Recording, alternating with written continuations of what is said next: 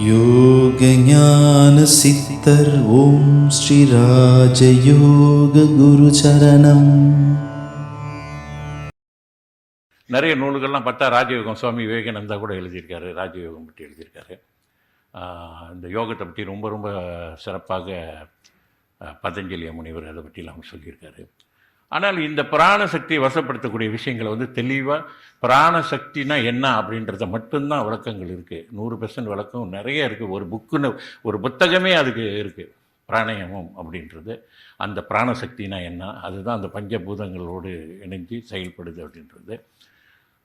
ஆனால் அந்த பிராணசக்தி நம்மளை இழுத்து விடக்கூடிய மூச்சிலையும் இருக்குன்றதையும் ப்ரூவ் பண்ணுறாங்க. அது நாடி சுற்றி செய்யணும், ரொம்ப கடினமான பிராணாயாம பயிற்சி 4, 8, 16 எப்படி செய்யலாம், இந்த மாதிரியெல்லாம் சொல்லிகிட்டு இருக்காங்க. ஆனால் பிராணசக்தி வசப்பட்டு அந்த பவரை போய் நம்ம மூலாதாரத்தில் இருக்கக்கூடிய அந்த குண்டலி சக்தியை தாக்குனா தான் அது மேலே எழும்பும் அப்படின்ற விஷயங்கள் எல்லாம் சொல்லப்பட்டிருக்கு. ஆனால் பிராணசக்தி எப்படி வசப்படுத்துறது? சாதாரணமான நம்ம மூச்சு பயிற்சி செய்வதனால பிராணசக்தி வசப்படாது.